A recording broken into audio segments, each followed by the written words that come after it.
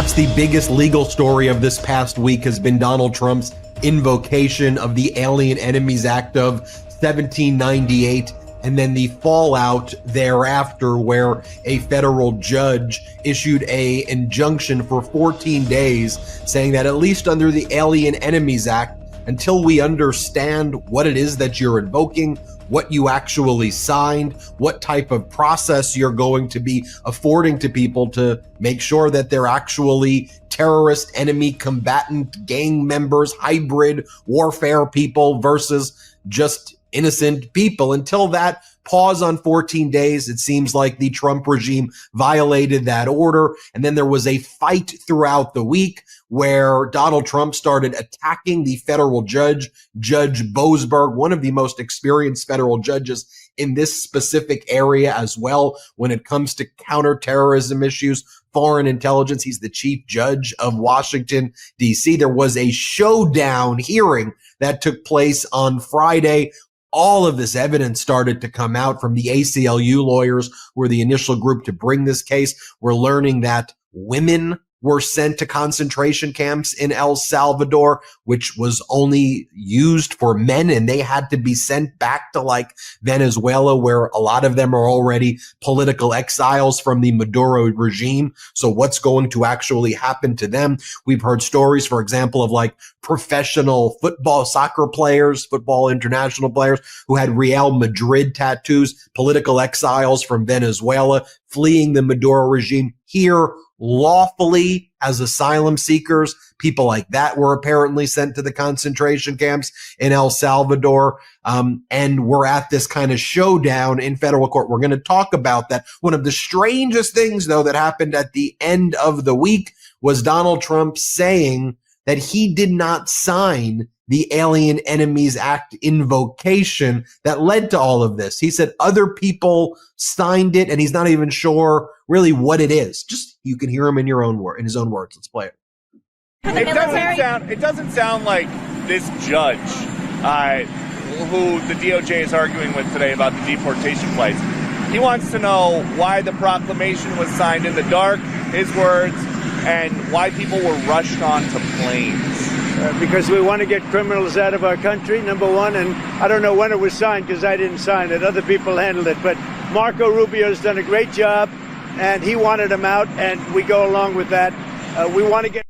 So then the White House responded and said, this is an exact verbatim quote from the White House, that Donald Trump was clearly referring to the fact that he did not sign the original Alien Enemies Act of 1798, that he did not use a time machine to go back into 1798, and he was not talking about the Alien Enemies Act invocation from this past week. You know, Popok, one of the interesting things from this court hearing before Judge Boesberg was that the Department of Justice lawyer admitted that he understood the judge's lawyer to prohibit the flight that was about to take off when they were rushing it from going to El Salvador in the first place, essentially admitting that they violated the order. That may be why Trump's trying to throw, I don't know, Secretary of State Marco Rubio or other people under the bus. Another notable thing from that court hearing is when Judge Jeb Boesberg, the federal judge, was questioning the DOJ attorney. What do you know?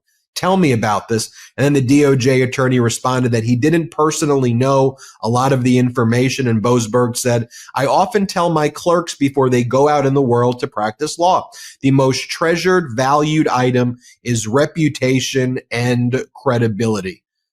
That's one of the things that Boasberg told the attorney. And then Boasberg asked the Justice Department attorney, you understood that my temporary restraining order against summarily deporting people doesn't mean that those people get released into the public. It just means they go through the normal process that has always existed. And then Popok, one of the things we're learning, of course, is this ACLU attorney said there were people who were returned from El Salvador after their flights because they were either not Venezuelan or were women, and the El Salvadoran government declined to take them. Boasberg vowed to get to the bottom of this. Again, Judge Jeb Boesberg is the chief judge in Washington, D.C. He was someone who was the chief judge of the FISA courts. And here's someone who was first appointed by George W. Bush to the D.C. district. and then became a federal judge thereafter by Obama.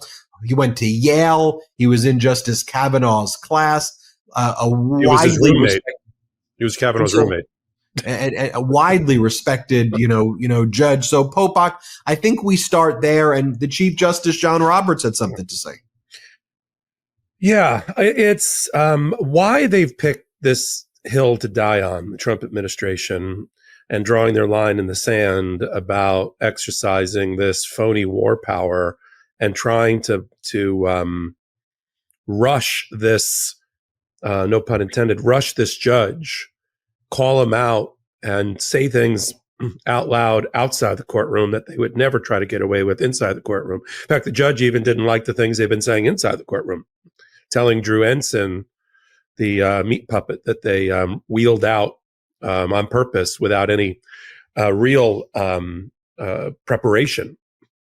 So he couldn't answer questions. It's implausible deniability, the types of lawyers that this is what I'm noticing, Ben. They're sending in these very young, very inexperienced, purposefully not prepared lawyers, whether it's the lawyer for the Department of Justice they sent into Judge Reyes on the transgender block case, who did a lot of stammering and I don't know, or Drew Ensign.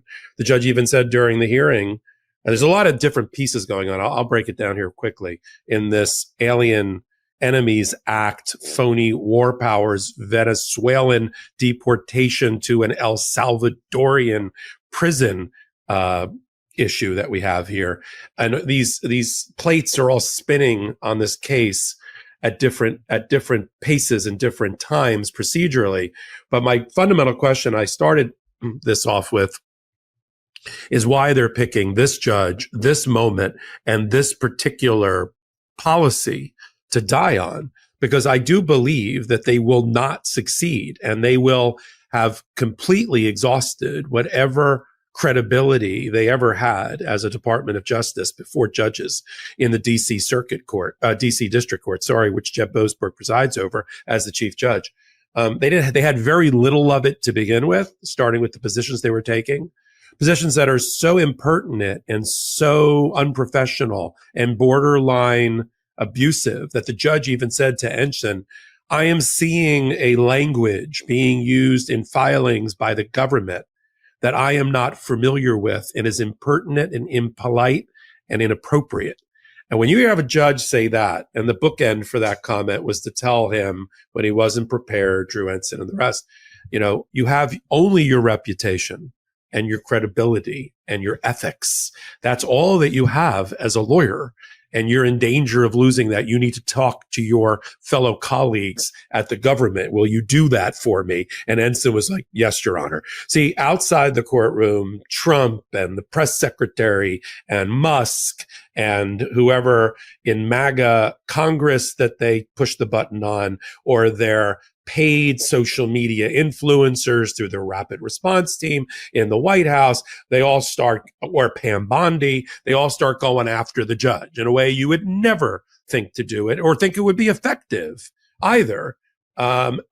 He's a lunatic. This is the playbook from Donald Trump when he was criminal defendant, criminal convict Trump.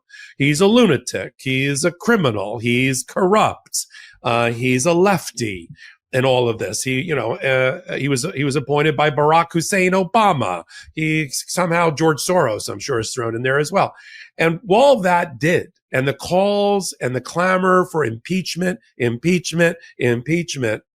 which in our entire 250-year plus history, we've only impeached 15 judges. You got to have 2/3 of the Senate in order to do it. And it was always when there was bribery, like payoffs of a judge. And finally, I've never seen it in my lifetime, and I went back and looked. It's never really happened, where the Supreme Court's leader, the Chief Justice, came out earlier in the week, which was the top story then, and said, knock it off, Trump, as the head of the second Article 2 branch, the executive branch.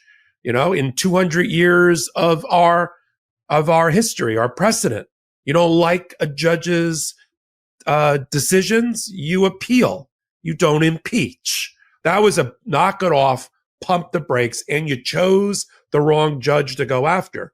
Boasberg is widely considered on both sides of the aisle to be a middle of the road, moderate Democrat. That's why he was bipartisanly appointed by two different presidents, Republican and Democrat, into the various points of his career. Roberts put him on the FISA court.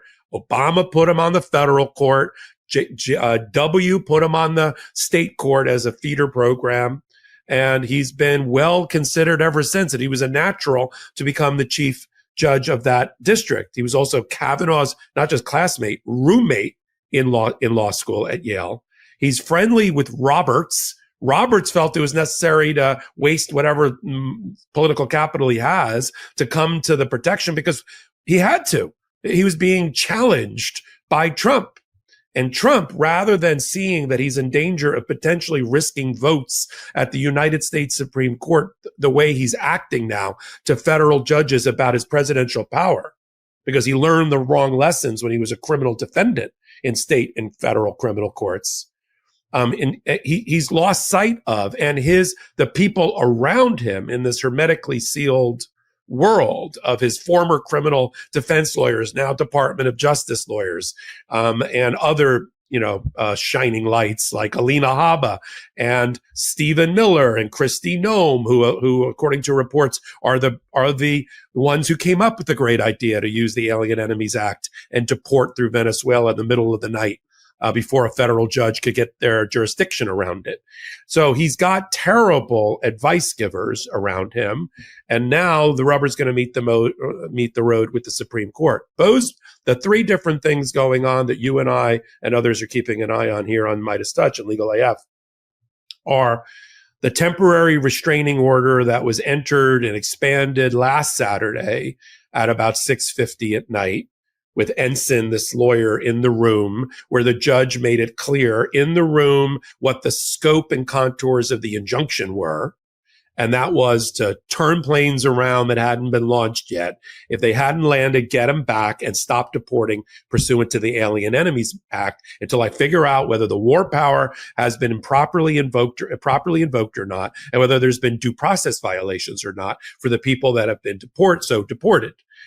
And so they then went off, not Drew Ensign, but others started writing things in court filings and taking positions with the judge in other hearings about, well, judge, you didn't put it in writing yet. It was an hour later and you only told us orally. And the judge says, that's pretty much of a stretch. You're telling me my oral injunction, my oral orders don't carry any weight with you?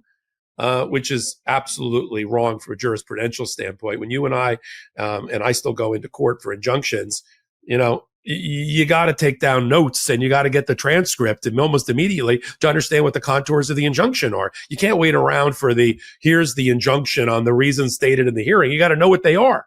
And he said to this guy in the hearing that with the Friday hearing that we've been covering was the hearing to vacate or dissolve the temporary restraining order. That's different than the hearing and the fact finding about whether the TRO was violated or not. That was all of that was going on. So what the Friday hearing was about, okay, I don't like the language you're using. This is Boasberg. Okay. I don't like, where's the other lawyer that was here? Okay. And they said, well, he's not here. Okay. I don't like the fact that somebody that argued in front of me, these major issues is not here in front of me and you are. That's a second thing. Third thing is, did you understand you were in the court for the injunction? Did you understand what I was enjoining? And did you tell your colleagues in government what my order was? Yes, Your Honor. Right. And from there on, that completely, and he's going to write this up in an order that's going to be pretty blistering against the Trump administration, because this lawyer, as he had to do, look a judge in the eye and lie, that is a ticket to have your bar license pulled. And you don't want to do that. So that lawyer knew better than to lie to the judge.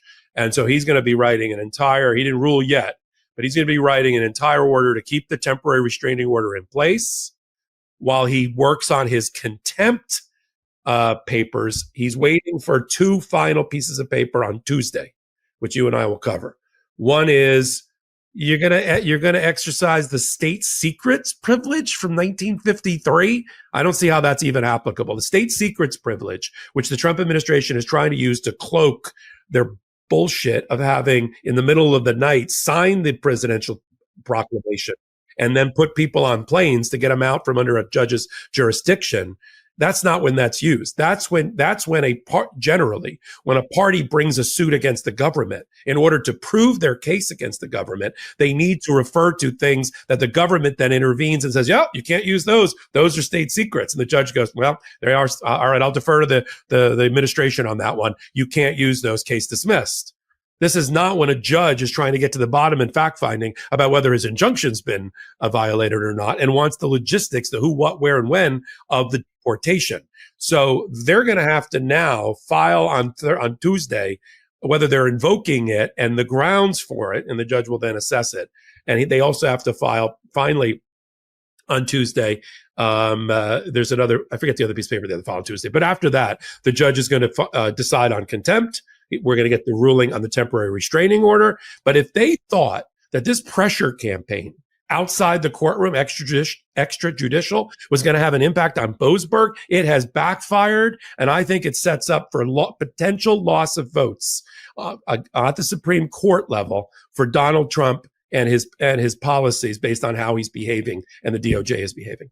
Look, this is where Donald Trump is most comfortable, attacking the judges, playing the victim. This is so unfair. Activist judges, Obama appointed judges. He goes into his MAGA cocoon and he starts to whine and whine. We saw this when he was citizen Donald Trump.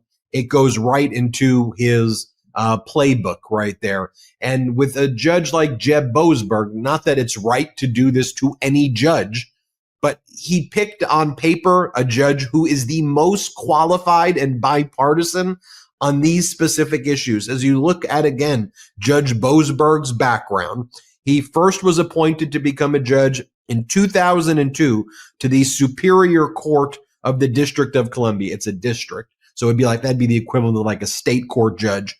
But George W. Bush appointed him there. He served 9 years there. And then bipartisan, former President Barack Obama then appoints him in 2011. Chief Justice John Roberts appoints him to the United States Foreign Intelligence Surveillance Court in 2014.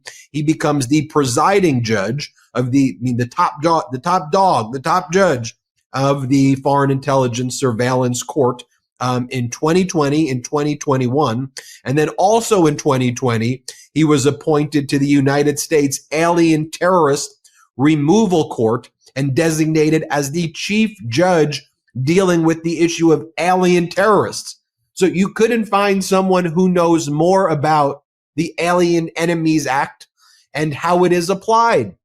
And yes, Judge Boesberg recognizes that under the executive branch, under Article 2, there are a lot broad powers if you're going to assert war powers, but there are still standards and we still have a system of judicial review. Why don't I share this with you? Back from 2005, Chief Justice John Roberts at his confirmation hearing said the following. Let's play it. No man is above the law. Not the president and not the Congress. And that's why the courts have the obligation and have had since Marbury versus Madison to say what.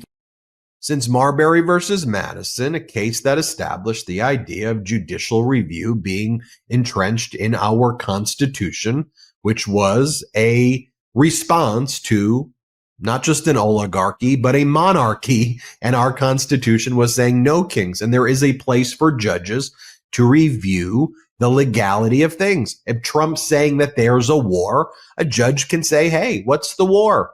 If there is a war and you're invoking war powers and calling individuals enemy combatants of that war, okay, well, what criteria are you using? What's the process to make sure that you're not labeling a Venezuelan woman who's not anything to do with a gang and sending this individual to El Salvador to an all-male concentration camp? Or the story we heard from the ACLU lawyers and other lawyers at the Friday hearing, a soccer coach, professional soccer player back in Venezuela, political exile, had the Real Madrid tattoo on his shoulder, did a peace sign, a love sign that was interpreted by, not interpreted, it should have been interpreted as peace and love, that the Trump regime then said was a Tren de Aragua sign.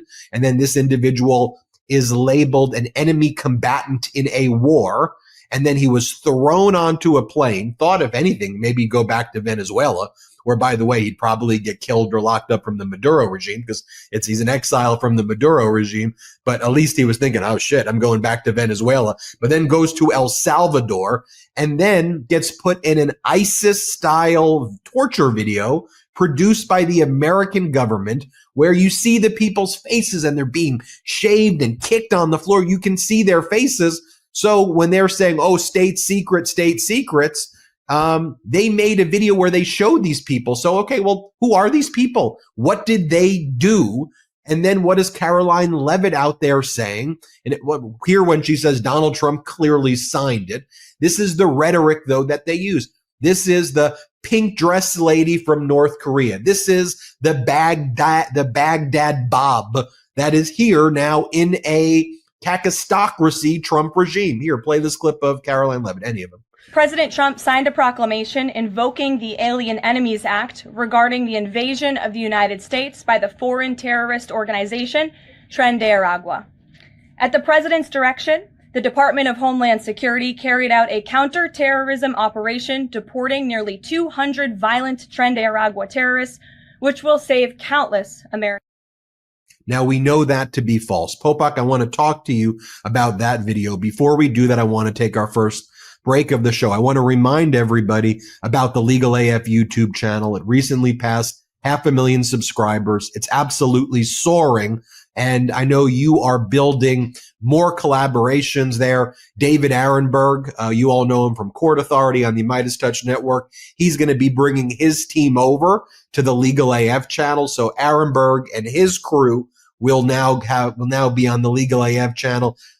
You have your court accountability crew that's on there as well, and you're leading something incredible there. Also, Michael Popok, I'm so proud that you started your own law firm now. It's about a month old. We've, I've seen you sign up a lot of major cases there, wrongful death cases, catastrophic injury cases, sexual harassment cases. If you have a case that fits that type of criteria, big car accidents, trucking accidents. Michael Popok's representing the family who tragically lost a loved one in the plane crash over Washington, D.C. Michael Popok's representing somebody who's lost a loved one in a trucking accident that tragically killed the person. Popok's handling those cases. Popok, where do they call and go if they want to bring in the Popok law firm? Yeah, thanks, Ben. It's I made it as simple as for me also as possible. The website is www.thepopokfirm.com, P-O-P-O-K, of course, and the 1-800 number. What else? 1-877-POPOK-AF. Make sure you all call. Make sure you all check it out. If you have a loved one or you have a friend, you could pass that on. We know that a lot of people have been asking about that in the past. So Popok created his own practice, big risk, proud of you. I know it's already off to a successful launch.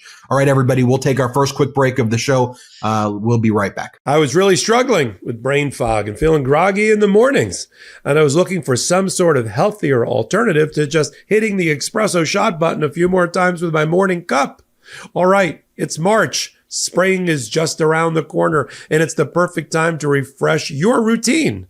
Maybe you're thinking about shaking off the winter blues or focusing on your wellness or simply finding a new way to feel energized throughout the day. Well, here's one change I can actually stick to. Ditching the endless cups of coffee for something better, mud water. If you're looking to cut out those coffee jitters or avoid that afternoon slump, mud water is the perfect nourishing drink to help you power through. It's not your average cup of joe. With a blend of cacao, chai, turmeric, and adaptogenic mushrooms, it helps you feel more focused without the crash. It's smooth, steady, and honestly, it just makes you feel better. And it's easy because we're all busy, right? So just 2 minutes, mix it with hot water or milk, and you're set. No hassle, no over-caffeinated craziness, just pure focus. So whether you're ready to embrace the new season or just want a fresh start to your daily routine, give Mud Water a try and save big today. Our listeners get up to 43% off your entire order, free shipping, and a free rechargeable frother. Head to mudwtr.com and use the code LEGALAF at checkout. And now Mud Water is available at Target and Sprouts locations across the U.S. So it's never been easier to grab a cup of this pick-me-up. Every single ingredient in Mud Water's products are 100% USDA certified, organic, non-GMO, gluten-free, vegan, and kosher. There's also zero sugar and no sweeteners added. Each ingredient in Mud Water serves a purpose. With organic ingredients for a clean, natural boost, Mud Water's smooth, earthy flavors provide a delicious and natural source of energy. To use Mud Water, you simply drop the powder into your favorite mug, pour some water on it, and give it a mix. Some go wild and add creamer, honey, or even CBD. There's also caffeine-free blends available. The best part about Mud Water is it provides sustained energy without the spikes and crash of traditional coffee. Ready to make the switch to cleaner energy? Head to mudwater.com and grab your starter kit today. Right now, our listeners get an exclusive deal up to 43% off your entire order, plus free shipping and a free rechargeable frother when you use code LEGALAF. That's right, up to 43% off with LEGALAF at mudwtr.com. After your purchase, they'll ask you how you found them. Please show your support and let them know we sent you. Keep your energy natural and refreshing all year long with Mud Water, because life's too short for anything less than clean, delicious energy. We gave Lily, our Border Collie lab mix, her forever home after she was rescued from the floods of Tennessee. And ever since, we've been looking for the right brand of dog food that would manage her weight, extend her life, ensure that it's healthy, but make it easy for us to prepare. We tried it all. Make it yourself. Mix it yourself. Lug 50 pounds of freezer bags around yourself. You name it. We tried it. And then we found Sundays, which gives us healthy food for Lily and easy to store and serve for us. Sundays is fresh dog food made from a short list of human-grade ingredients. Sundays was co-founded by Dr. Tori Waxman, a practicing veterinarian who tests and formulates every version of each recipe. Sundays contains 90% meat, 10% superfoods, and 0% synthetic nutrients or artificial ingredients. For our Lily, that translates into a healthy appetite, great-looking coat and teeth and eyes, an energetic approach to life. Unlike other fresh dog food, Sundays does not require refrigeration or preparation because of their air drying process. Just pour and serve. When you start a Sunday subscription, you'll automatically get 20% off and free shipping on every reorder. Cancel or pause your subscription anytime with their 100% satisfaction guarantee. And it's so easy to store in convenient bags that are just about odorless that we can keep right in our pantry. And Lily's reaction to her mealtime brings a big toothy grin to her face and ours. Get 40% off your first order of Sundays. Go to sundaysfordogs.com/legalaf or use code legalaf at checkout.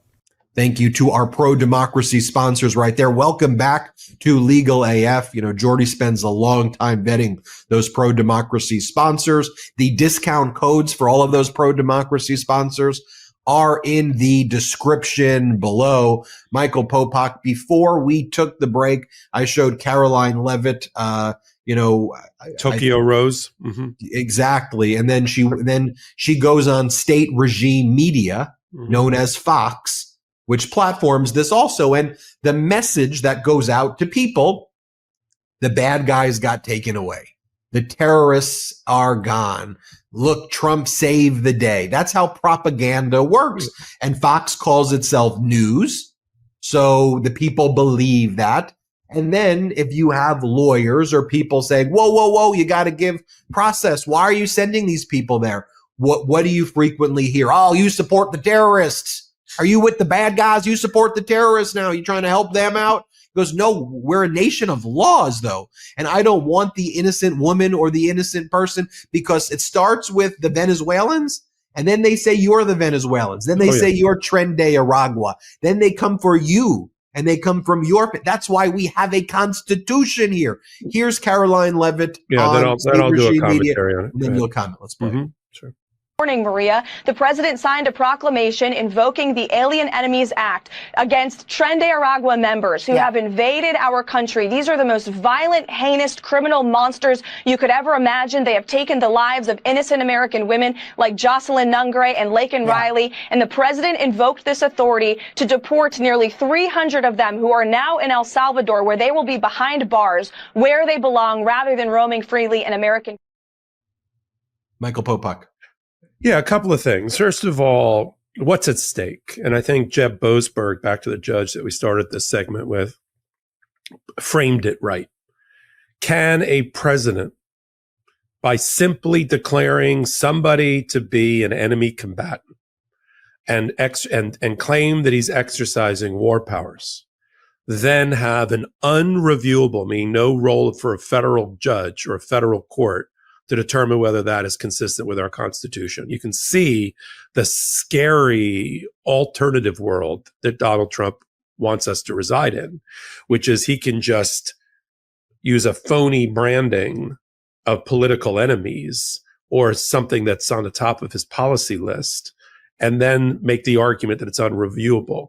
None of the things that any prior commander-in-chief has ever done dating back to George Washington, well, at least at least Marbury versus Madison, has there ever been a declaration that ultimately it is unreviewable by a federal judge, a single federal judge. They keep repeating this mantra of a single federal judge in a single district can't. Yes, that's how this works. It's a single federal judge in a single district who makes a ruling on the constitutionality or whether something complies with the law, then goes to a 3-judge panel of a circuit court, of one of our circuit courts federally, and then may or may not go up to the United States Supreme Court. That's it. That's been going on for over 200 years. And every time the war power has been invoked, the Alien Enemies Act has been invoked, the War of 1812, World War I, and World War II. That's it. What do they have in common? Wars. What are we not at right now? War. And that's where a federal judge steps in and says, are you properly exercising it? Sure, there are bumpers, again, under separation of powers and checks and balance, that our Supreme Court in precedent has imposed. Is it a political question? That's a doctrine that's been developed under the law. No, the exercise of war power is not generally a political question that keeps federal courts out of doing review. But you'll hear the Trump side make that allegation. Is it something that is a war power that a federal judge ultimately can make a ruling on? Yes. Is the war power and the commander-in-chief power broadly interpreted? Sure. But that doesn't mean a federal judge is sidelined from their constitutional obligation to provide a check and a balance to a potentially actually out of control and rogue presidency. That's one. So Boasberg said that. What we're watching, as you just artfully outlined, is this ecosystem that Donald Trump has created. That's an echo chamber that he then uses to justify the bad thing that he's just done. And the parts of it that we've outlined for the last 4 years on Legal AF on the Midas Touch Network are, for Trump anyway, are a rapid response team within the communications department of the White House, of which Carolyn Leavitt is a part, but not the only part. The messaging of the day, which is developed by Stephen Chung and Stephen Miller and other people like that within the White House, in consultation with people outside the White House like Steve Bannon and people at Fox. Then there's paid influencers, social media influencers, and others in that orbit that echo whatever the message of the day is and use that vocabulary. Then there's a group of MAGA congresspeople and senators that are then told to run with it. So if we're talking, let's use impeachment as an example. If we're talking impeachment of federal judges, Musk will say it, Leavitt will say it, Fox will say it. Somebody will file an articles of impeachment against the judge. And then Trump will say, well, it's not me. It's this other thing. And then Fox is actually a huge amplifier and trampoline for all of that. That is the method, the MO for Donald Trump. And then he squeezes and extorts, MAGA in Congress and others to we're going to talk a lot about Trump extortion as we get into some other stories today, in order to, because they have determined, and they're not wrong so far, that this ecosystem of biofeedback loop that they create, they've figured out that they think that's effective for them and helps them in courts, or at least in the court of public opinion. And so we've got all of that going on. The problem is that Trump, for some reason, sometimes doesn't get the memo. And when he's caught off guard, like when he's coming off a Marine One or a plane or something, and somebody asks a pointed question that he wasn't prepared to answer without his teleprompter, the judge said he wants to know why the proclamation invoking the Alien Enemies Act was signed on Friday but wasn't released till Saturday. Why was it in the dark when the planes were already flying? Well, now that should have been the softball for him to say, yeah, I signed it. We signed it on Friday. We had some logistics to do. We weren't ready to publish it.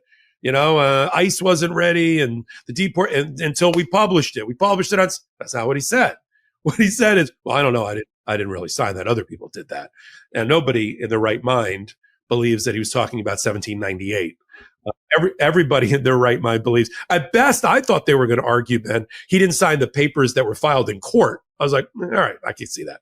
But no. And so for a guy that spent a considerable amount of political capital bashing Joe Biden and the use of the auto pen for his pardons, and there's 30 different times when Donald Trump used the auto pen, by the way, for him to say, I did not sign the only exercise of a war power in peacetime we've ever had, is an extraordinary admission that he's either not listening, not present, is totally deranged. Who is running the show over there? Carolyn Levitt? It was a declaration that a war exists. You That's can't forget a pretty that. big, it's a pretty big document. And on that basis, you've authorized the kidnapping of individuals to be sent to concentration camps in countries where they never ever resided from the outset. And you don't remember it? You don't remember it. You didn't sign it. That's the level of gaslighting or lying that's there. But here's the thing, Popok. You look at Russia. What did they say was the pretext for their unlawful invasion of Ukraine? Denazification. They said the Ukrainians are Nazis. It's the craziest allegation in the world. But, led by a Jewish president. Ukraine's led by someone who's Zelensky's a Jew. And you have Russia basically say, we're going with that. That's it. And they say it over and over again. And the Russian people, at least are going along with that. That's human psychology, which is a strange thing. You could have a whole other talk and bring on, people who study the way the brain works. But this structure gets people in America to vote against their own interests. And it launders in the fascism and the oligarchy. And it gives a nice little snackable, easy talking point for these MAGAs, right? You must support the terrorists. Trump was trying to get rid of the terrorists. Now, you just reminded me of something I wanted. Boasberg said, just to make clear to the American people, he was talking to Drew Ensign, the lawyer, but he was talking to the American people. He said to Ensign, you realize my injunction was not to stop the deportations, that you could still do the deportations through due process and through an immigration. You understood that, right? Yes. And you understood that I wasn't ordering for those bad people that you allege are bad people to be released into the general population, into America, right? You understood that, right? Yes, I understood that, right? Also. So he's not talking to Ensign. He's talking to the American people. This is all about, not about getting criminals off the street. This is about due process and us not using star chambers or no process at all, right? As you said, to kidnap people and put. Now, look, I am all for if it turns out that these people are actual murderers, rapists, and drug dealers, and they've got the goods, they've got the evidence, then show it in court, give them representation, and get them out of the country and deport them. I'm all in favor of that, and so are you. Of course. Yeah. Of course. So to that point, you pivot to the next related topic is now the Trump regime is attacking this federal judge in Maryland, another very well-respected senior status judge, Judge Ellen Hollander.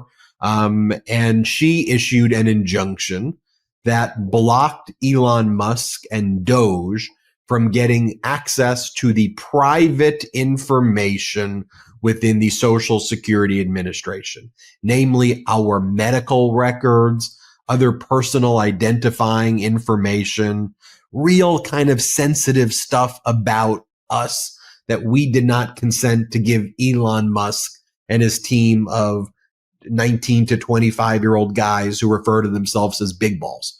You know, there's something called privacy here. We all like, I think, some level of privacy here. And the idea that they're going through personal files of us, Elon Musk is, and his team, and to what end, you know, is problematic. And so the judge issued an injunction that said, look, Social Security Administration should exist like it always has.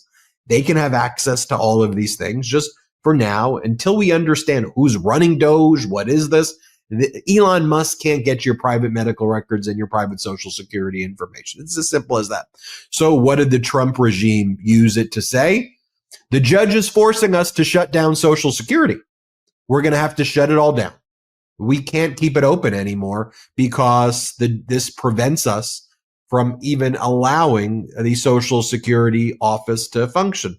Leland Dudick, who's the acting commissioner of the Social Security Administration, is, you know, put out all these statements. The judge is forcing us. We have to shut down Social Security. Now, we know they want to shut down Social Security. How do we know that? Well, they're already gutting it. They're firing thousands of employees who work there. They're shutting down at least 47 Social Security field offices in both blue, red, and purplish districts. It doesn't really matter. They're shutting it down. Why?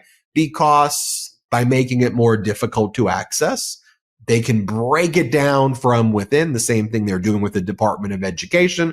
Fire everybody basically, and then it gets destroyed, and you can't use it anymore. So that's what we see them doing there. And they've come out with statements. I mean, here's Elon Musk on the Joe Rogan show saying that Social Security is the biggest Ponzi scheme he's ever seen. Here, play this clip. Well, I mean, the government's one big pyramid scheme, if you ask me. Yeah, well, you can tell me better than anybody. Social Security is the biggest Ponzi scheme of all time. Right, explain that. Oh, so, well, people pay into Social Security, and the money goes out of Social Security immediately, but the obligation for Social Security is your entire retirement career. So you're paying with you're paying. Like if you look at the future obligations of Social Security, it far exceeds the tax revenue. Far. Have you ever looked at the debt clock? Yeah. Here is Donald Trump's Commerce Secretary Howard Lutnick saying that if you don't receive your Social Security check for a month or so, and you are complaining about it, you probably are committing fraud. You are a fraudster. Here, play this clip. Let's say Social Security didn't send out their checks this month. My mother-in-law, who's 94, she wouldn't call and complain. She just wouldn't. She'd think something got messed up, and she'll get it next month. Yeah. A fraudster always makes the loudest noise, screaming, yelling, and complaining. These are like cartoonishly villainous people from like the bad guy cartoons I grew up watching. And you know, Howard Lutnick's a billionaire. Elon Musk is the richest person in the world, although we'll see how long that lasts. But by the way, he couldn't describe what a Ponzi scheme is. He showed he doesn't understand how Social Security works. and clearly social. I mean, I go have to fact check things. It's not an entitlement. It's not a Ponzi scheme. We the people have paid into a system and have a certain set of expectations. It's our money. So the fact that the billionaires are not satisfied with their yachts and their mansions and whatever the weird stuff they do, and they want to go and grab this.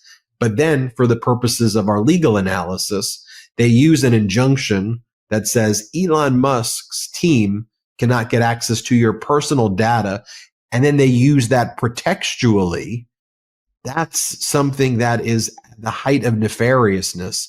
And then what do they go? Oh, well, they run it through their propaganda machine that we just talked about. And then they go, look, the judge did it, not us. I want to talk about this. I want to take our last quick break of the show. I want to remind everybody about Michael Popok's YouTube channel, Legal AF, which is soaring on the charts.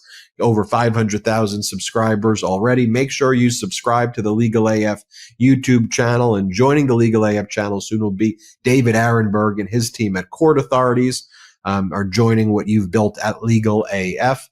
And also Michael Popok, we talked about this before. You started your own law firm handling catastrophic injuries, big trucking accidents, car accidents, tragic wrongful death cases, serious personal injury cases. The consultation with you is free if someone has a case, medical malpractice cases.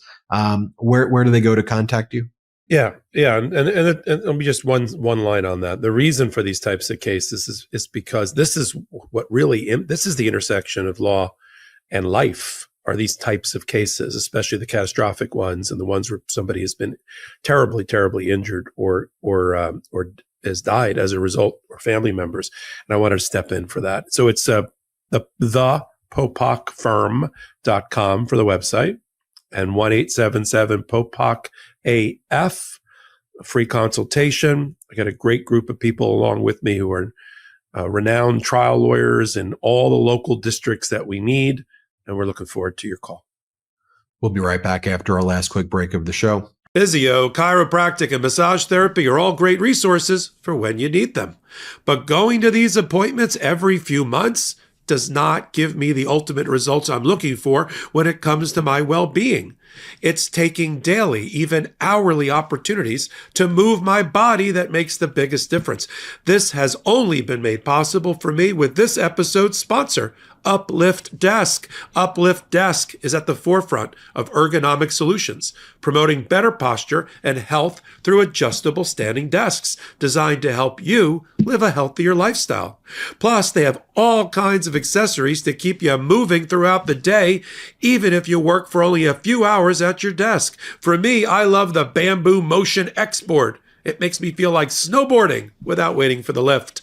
Standing while I work gives me the room to move and helps me get the creative juices flowing. Moving throughout the day helps me focus and stay productive. And I'm way more alert when I'm using my standing desk, and I have more energy. A desk should fit the user, which is why Uplift Desk has a lot of customization options, so you can build your perfect workspace. With more than 200,000 configurations, Uplift Desk allows you to tailor your workspace to perfectly suit your style and needs, empowering you to create an environment that inspires productivity and creativity. For me, I built the custom standing desk of my dreams from Uplift for my Popok media offices, where I make a lot of my hot takes and content for Legal AF. And so I went all out with a heritage oak top and their advanced angled keypad for the lift part. Make this year yours by going to upliftdesk.com/legalaf and use our code LegalAF to get 4 free accessories, free same-day shipping, free returns, and an industry-leading 15-year warranty that covers your entire desk, and an extra discount off your entire order.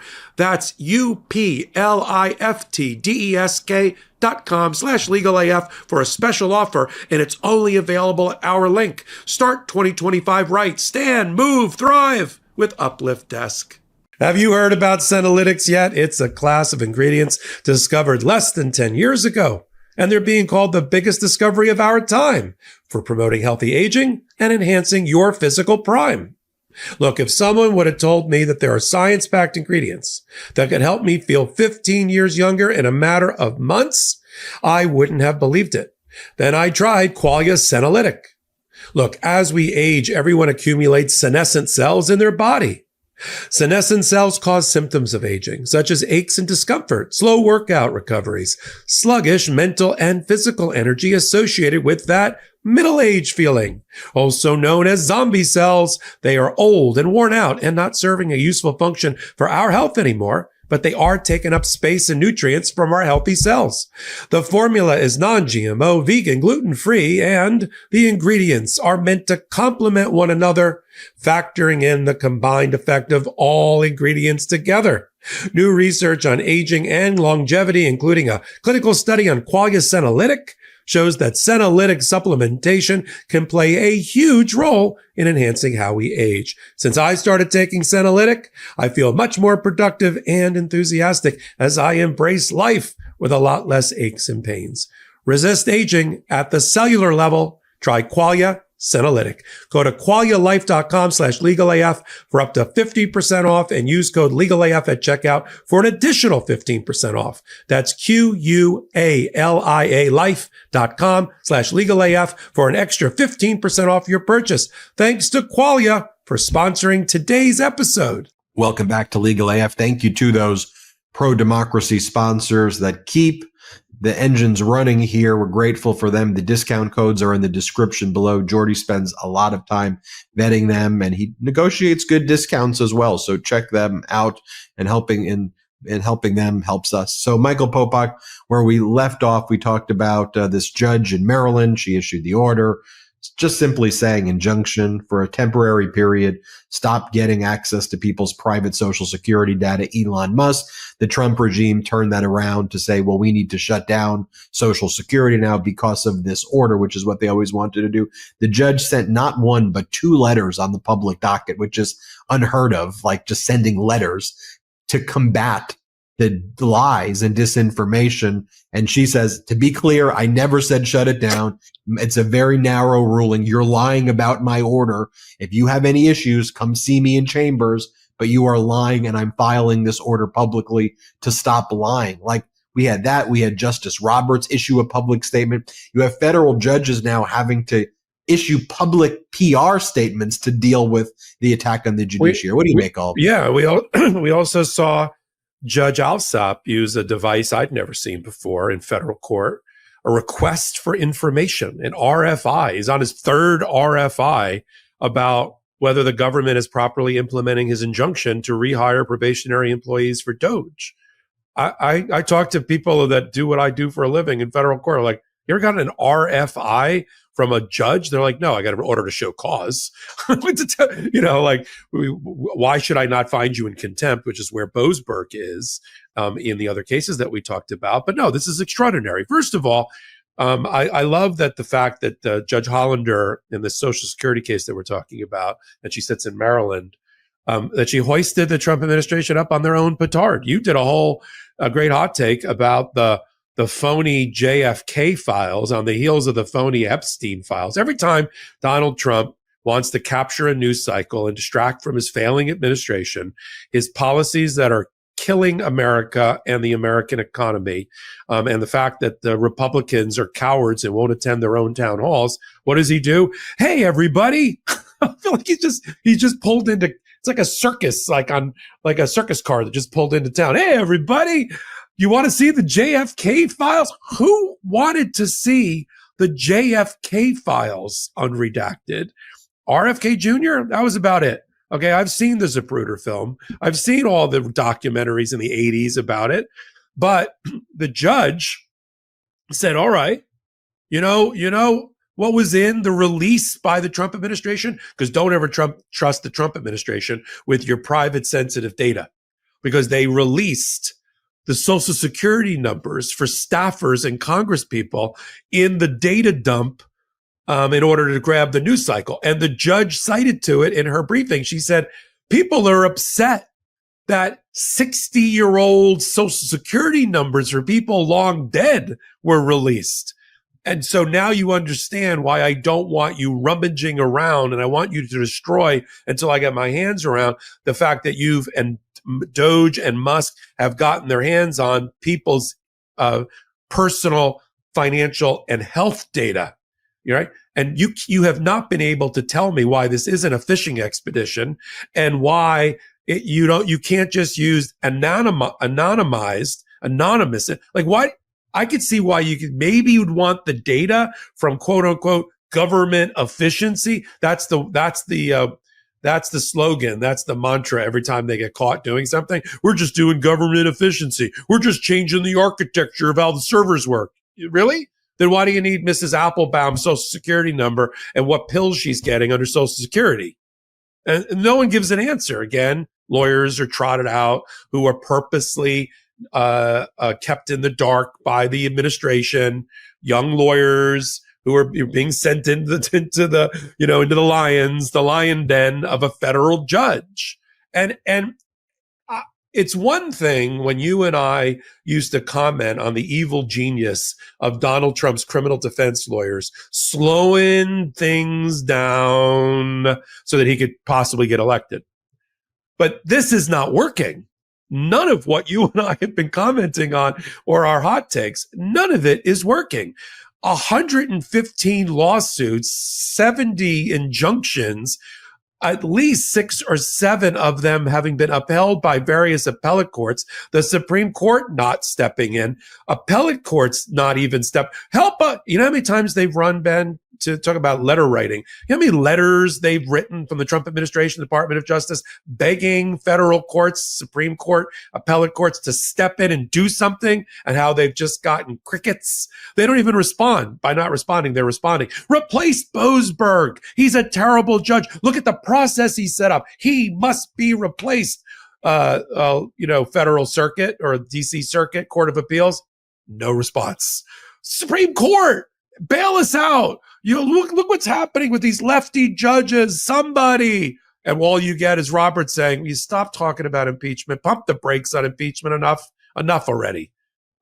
So this is, if it was working, you and I would be going, well, this is an interesting strategy. Let's see if this works. I mean, I once, just to show my own real life comparison, I was in a arbitration once in a financial services case where a well-known plaintiff's lawyer, I won't name, who sues a lot of financial services companies on behalf of former employees, decided that the arbitrator, who's the judge in this story, in this context, was going to be against him, that he came out of a major Wall Street law firm. We'll talk about a similar law firm. I'm trying to think if he was a partner at that law firm. He wasn't, but a similar law firm. And always, he looked at his awards and he thought he always sided with the financial services firms against the employees. So in the opening statement, he just blasted effectively the judge. Didn't call him corrupt, but everything else. You've never sided with this and that. And he's just going after in his opening statement. And I put my hand over my mouth and I said to my colleague next to me, this is interesting. I wonder, is this going to work?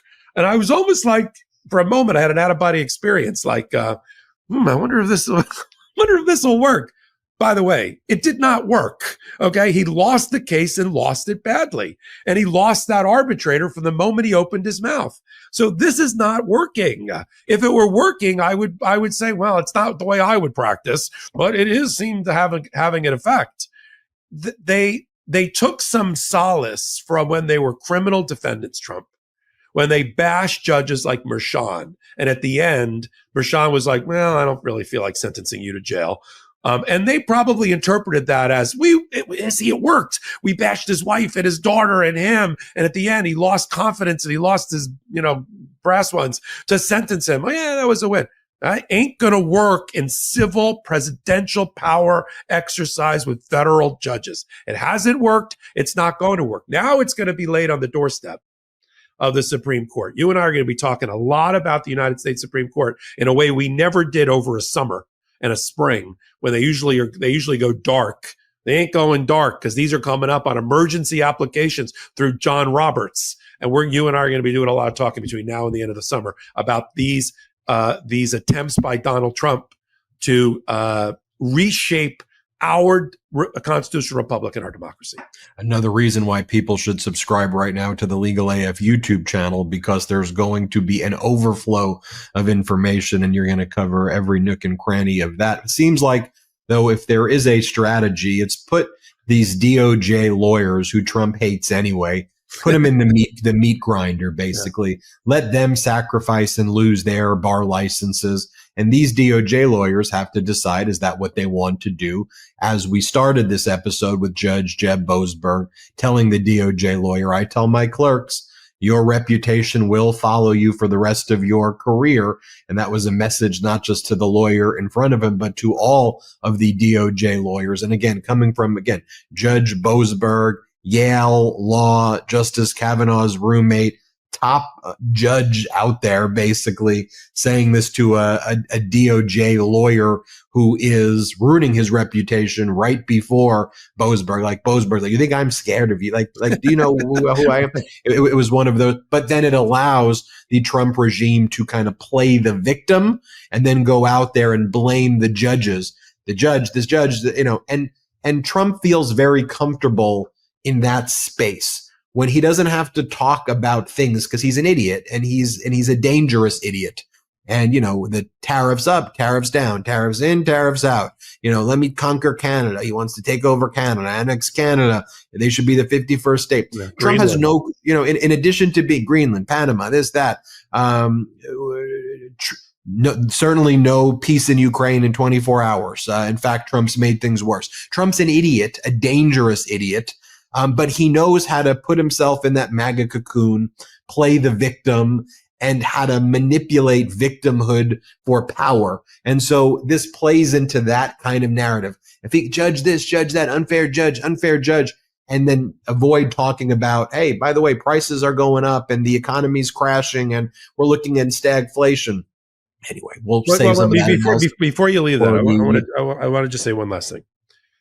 There is something that Trump is trying to there's a wound that he's trying to stick his finger in, and he thinks it's successful from a populist standpoint with his base and those who voted for him.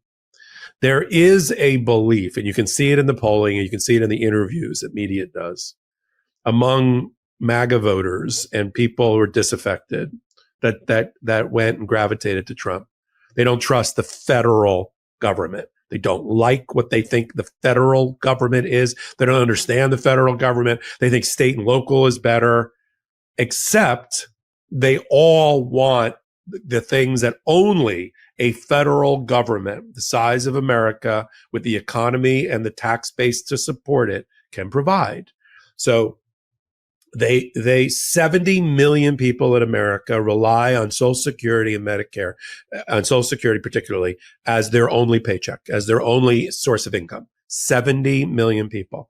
That there is no state equivalent, nor would there ever be of that social safety net. There's no local municipal equivalent of that, nor will there ever be. There's no private sector stepping forward to provide you for what you've paid in your life, healthcare and Social Security payments at all.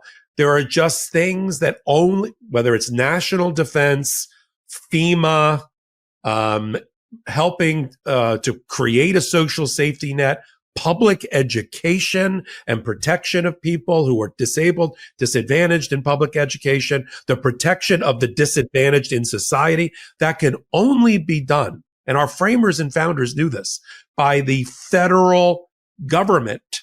And the Democrats, and this is the messaging that we need to do as a media and also at the political side, is that we are so closely associated with the federal government, and the federal government has such a bad rap, is that we have to teach people why the federal government, when it's properly operated by the right people, can actually be a tremendous benefit to people's lives and be life-changing and life-altering in the right way. I want to talk about the capitulation of some big law firms, and the biggest capitulation we've seen was from the Paul Weiss Rifkin law firm. To give people the scale of these law firms, they have thousands of lawyers, big staffs across not just the United States, but across numerous countries. They have litigation teams, and then different litigation practices. There could just be whole teams devoted to entertainment, political, real estate, bankruptcy, corporate litigation, just all with hundreds of lawyers who work in different areas. And then international law, then transactional, and they do the deals, and they do mergers and acquisition deals, and they advise the banks and do all of these things. And so you probably sometimes when you're driving in a city, you see on the buildings the name of law firms like Paul Weiss and other two-name law firms, Covington, and Burling, is another one who Trump did this executive order about. But one of the things that Trump hates these big firms, because these big firms used to never give Donald Trump the time of day. They always viewed him as kind of phony. And Trump always viewed these law firms as kind of representing the gilded kind of corporate club that Trump was never a part of. And also they hire a lot of the lawyers who used to work at the Department of Justice, who Donald Trump hates because they were law and order prosecutors. And so Trump is now kind of using his retribution tour to go after the law firms themselves. And by the way, these law firms are often like stepping stones from going in and out of working in the public sector to private sector. A lot of judges get their starts, federal judges, Supreme Court judges get their starts working at these big law firms. They recruit heavily at the top law schools. If you're in a big law school, there's a whole process where you go around, you meet the law firms. And they represent a lot of corporate interests. They say they do pro bono work, I think, to try to soften some of the other stuff that they do in their defense of kind of corporations and their litigation in favor of corporations. But Trump's going after them by name. He's name checking them in executive orders. And so he's done this with a firm called Covington, which by and large has just like ignored it, was their approach more than anything. You have Perkins Coie, and they're fighting it. They filed a lawsuit against Donald Trump. They're standing up. And then you have Paul Weiss, and Paul Weiss capitulated, boom, quickly. And their chairman, this guy, Brad Karp, rushed to be with Donald Trump and Donald Trump's advisors. Please, Donald, what can we do? We're sorry. We're going to do anything we want to do. You tell us. So, oh my God, Donald Trump put this Paul Weiss firm, Brad Karp. Do we have the photo of Brad Karp, Salty? There he is right there. I took away his identifying information from the Paul Weiss website, but that's what the guy looks like right there. He's the chairman of this sprawling law firm.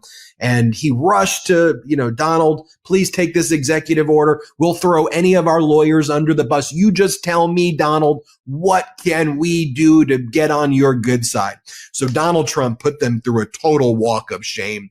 He issued this statement that just shamed them, and they had to agree to the statement. They agreed to provide $40 million worth of what they call pro bono legal services to Donald Trump's agenda, whatever that's going to be. They attacked their former partner, who Donald Trump absolutely hates. And they said he engaged in wrongdoing, which in my opinion is basically, defaming him. He was worked as a special counsel, to the district attorney's office, Mark Pomerantz.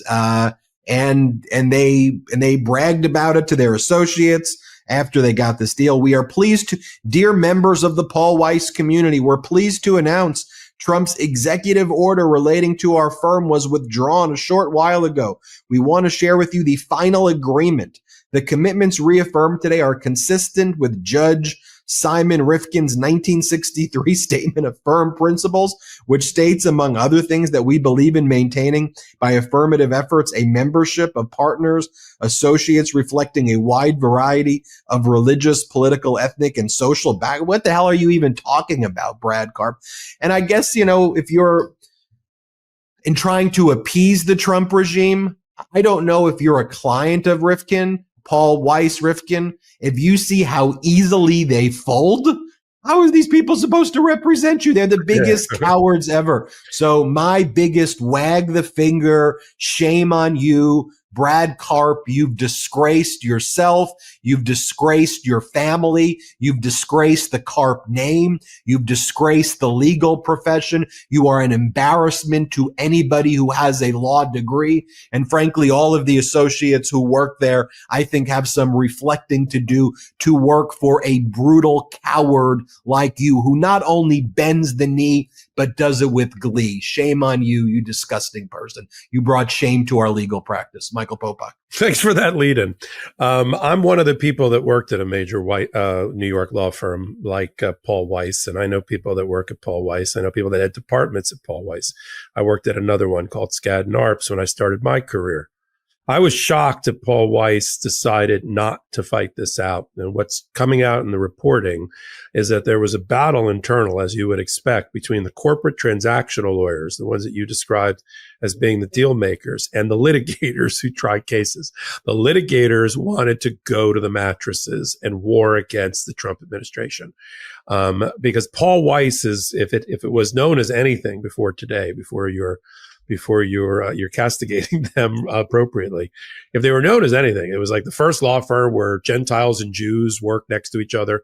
Paul and Weiss, in New York, that was something. It was a place that hired people not only from the Ivy League schools, which at the time around its founding, were anti-Semitic and weren't hiring certain types of people. They were hiring from other law firms, other law schools that took Jews and took other people, and Skadden did the same thing.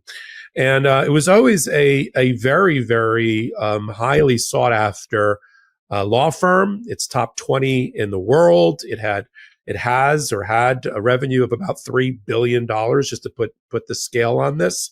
And so that fight between the litigators and the transactional people broke into kind of public.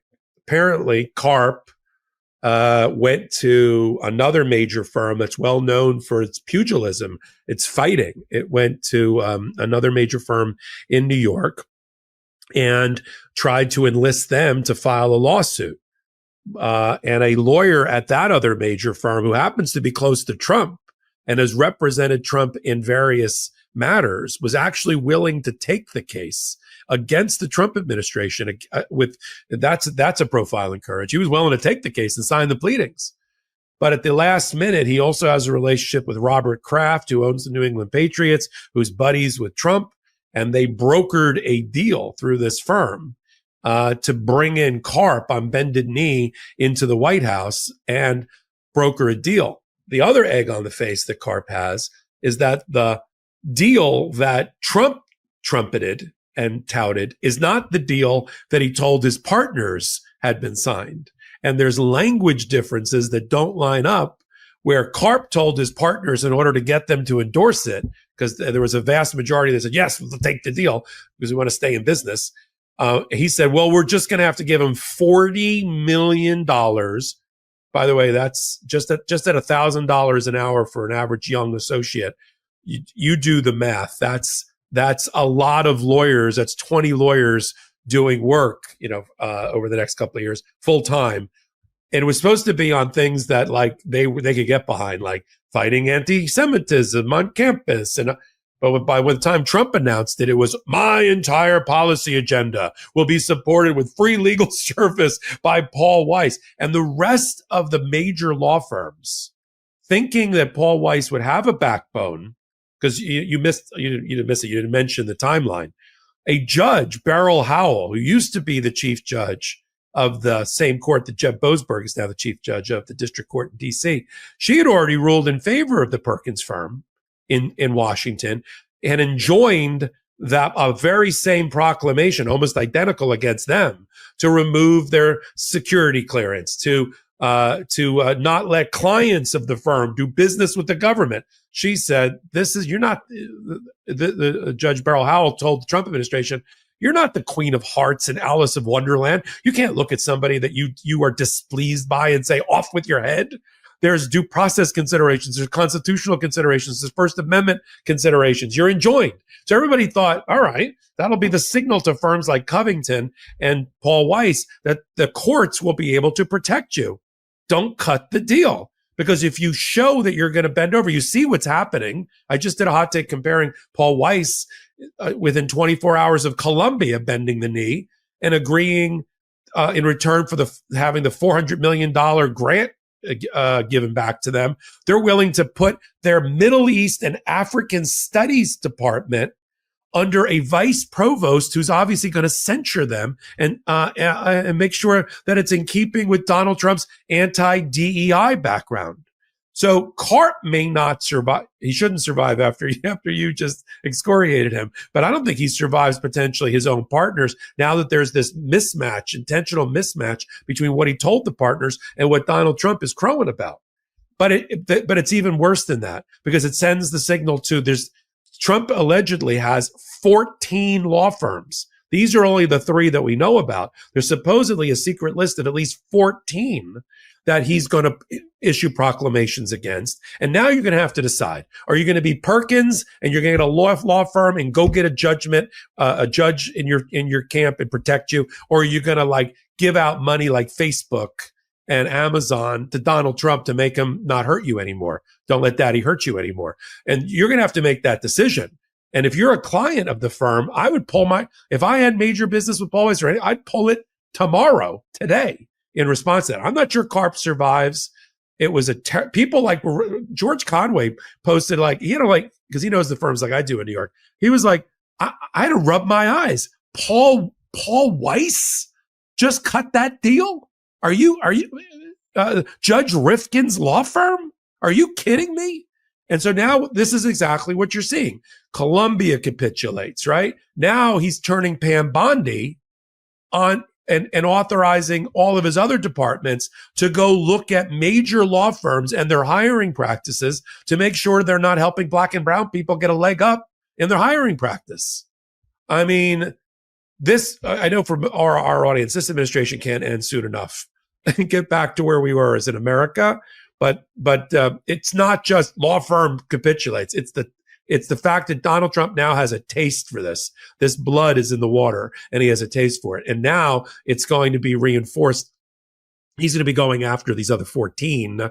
And now they're going to have to make that choice though. That forks in the road. You either go sue or you're just going to stroke big checks. And that's it. And we've never had a president that made good on retribution promises the way Donald Trump has. This is all we're watching. It's not helping America. It's not helping your kitchen table politics or your economy or helping an American. It's just, I got back into office and now I made a naughty list and I'm going to execute on it. The idea that a litigation firm that's supposed to fight for its clients tapped out over the most bogus and phony crap is some of the most pathetic things.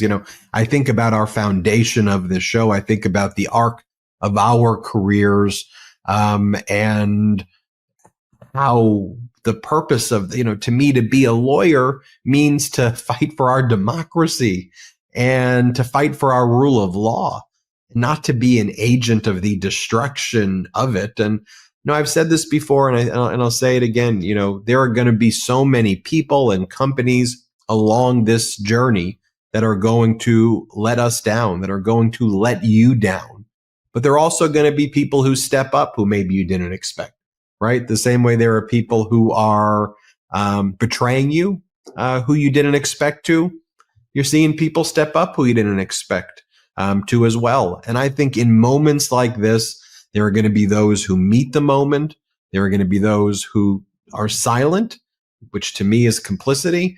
And then there are going to be people who utterly aid and abet fascism. And I think we'll always remember who those people were in this time. The arc of history is long, and we're going to make sure we fight for it to make sure it continues to go in the right direction, even if we're currently living through a hostile government takeover that is pulling it back with agents of fascism who are causing a lot of problems here. We'll keep fighting for you every day here on the Midas Touch Network. A reminder to subscribe to the Legal AF YouTube channel. They're on their way now to 1 million subscribers. Oh, I would so love for Legal AF to hit 1 million subscribers by this summer. as we get to all of those court cases that are going to be working their way up to the Supreme Court. It's essential viewing. So please go to the Legal AF YouTube channel. Of course, subscribe here. We're on our way to 5 million subscribers on the Midas Touch YouTube channel. And we're so grateful for our subscriber base. Subscribe to our audio podcast, Legal AF, not just our YouTube. Audio listeners, YouTube subscribe. YouTube subscribers, go to audio and subscribe there. And reminder, if you or someone that you know has been in a kind of catastrophic injury, if you know someone involved in a wrongful death case, a sexual harassment, a discrimination type case, a medical malpractice situation, those are the types of cases that Michael Popok's new law firm is handling. Popok, say that number and website one more time. I saw literally we've gotten 500 inquiries since we've been doing this show of people who have potential. So make sure you reach out now because Popok's team has to go through all of them. Popok, where I made it easy on everybody. www.thepopokfirm.com and then 1-800-1877-POPOK. That's POPOKAF. Check it out. Thanks everybody for watching this weekend's Legal AF. Stay strong. We'll be fighting for you every step of the way as well. Hit subscribe and we'll see you next time on Legal AF.